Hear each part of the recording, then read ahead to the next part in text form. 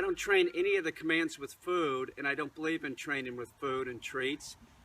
But at dinner time or meal time, you have to use elements of control, and if you don't, the dog is just getting excited anyway. You know, you go to the refrigerator to get the raw diet and they just start flipping out.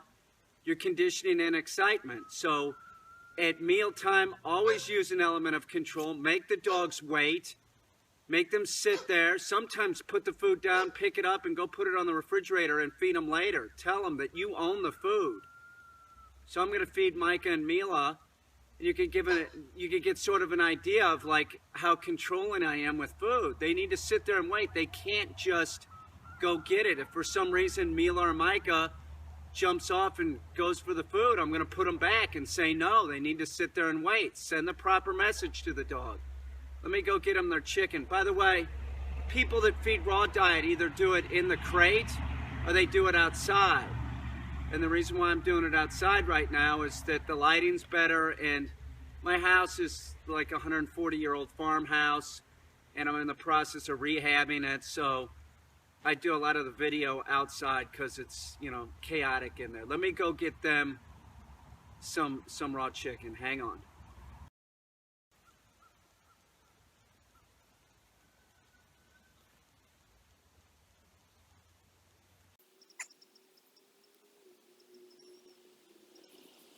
No. No. Micah.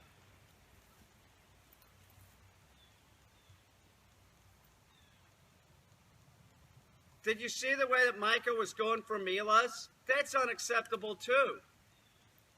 That can't happen. Don't let the dog do anything like that. And when you start doing this, make sure that you're feeding them. You know, this is about 8 feet distance. Never put the bowls right next to each other. You know, that's the way problems start. He's sort of got a little bit of food aggression, so we don't want to do that. He can't just go get whatever he wants, but you want to use these elements of control. If you don't, you're making a huge mistake.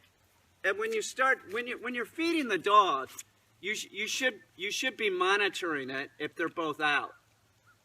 You need to sit there and wait until they're both done, because he's going to finish before her.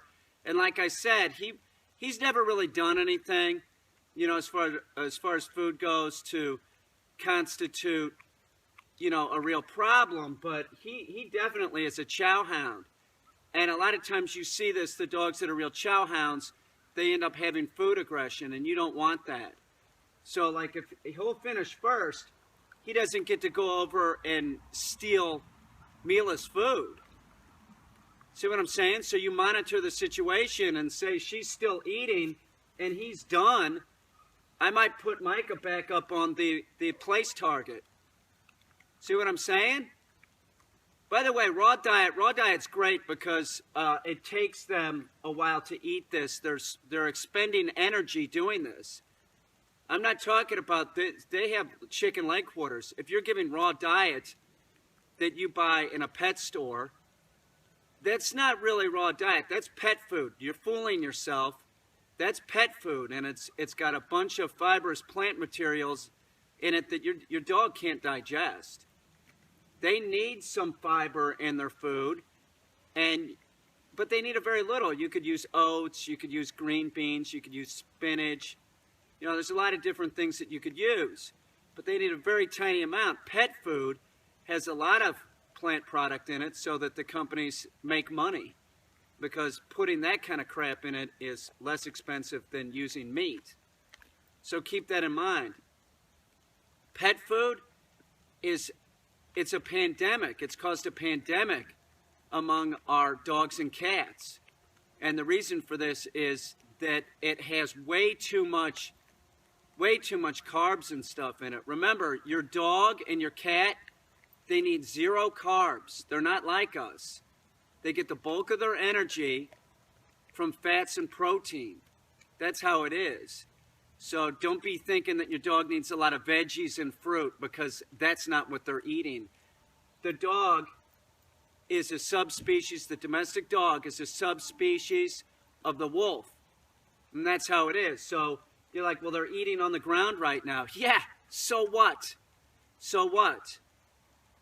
That's the way a wolf eats. That's, you know, it's fine for your dog to do that. And if you're worried about them getting worms or something, you should periodically be worming your domestic dog, or at least get their stools checked to see if they have worms, because they're gonna pick that shit up anyway. So it's really not an issue.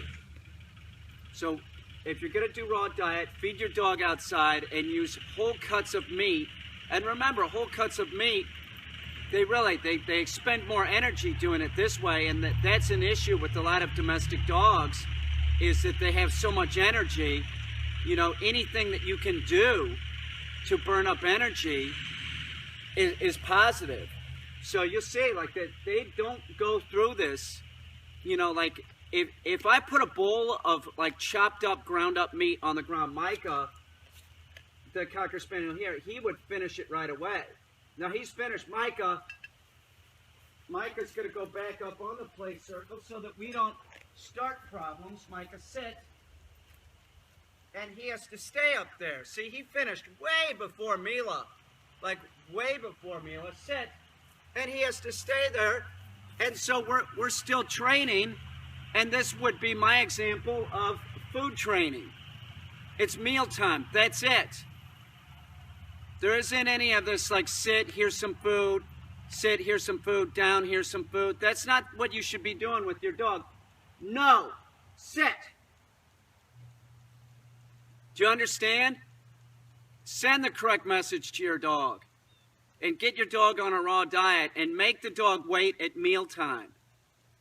But don't train with food. Don't use food as a primary reinforcer when conditioning commands. Both these dogs are awesome. They are. Look at Micah. See the way that Micah's looking? He's looking at that food and he's thinking, how can I get it? Well, he's not thinking, but he's like responding in such a way like, man, could I go over there and get it? And no, you can't, Micah. So monitor everything when you're feeding multiple dogs.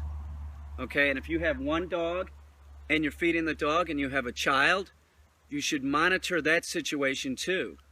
Make sure nothing happens. Make sure that the kid isn't bothering the dog when it's eating. You notice I'm not going up and petting Mila or anything. She's eating, you know? Leave the dog alone. Let him eat. Let him finish. Anyway, I'm going to turn this off. Mila's probably got another, minute or so, 2 minutes eating her chicken. See what I'm saying? And one more thing before we go. If you freeze the leg quarter, it takes them even longer. See what I'm saying? So if you have a real high energy... Micah, no! Sit! If you have a real high energy dog, you could freeze it and it takes them even longer to eat it. I always do that with the pits. And a dog like Micah that's high energy, or Tonka, it can be very beneficial. Burn up energy any way that you can. It's a good dog. Mila, yeah, she's got at least another minute. She's just down to the drumstick. Remember, when you're feeding raw, bigger is better. Bigger is better. You want the dog to totally chew the thing up. Think of the wolves in Yellowstone when they kill a buffalo. They can't just swallow it whole. They have to work at it. And that's what you want to do with raw diet. But make your dog wait. And sometimes make the dog wait, pick the food up, go put it on the refrigerator, and feed them later. Look at Micah, what a nut.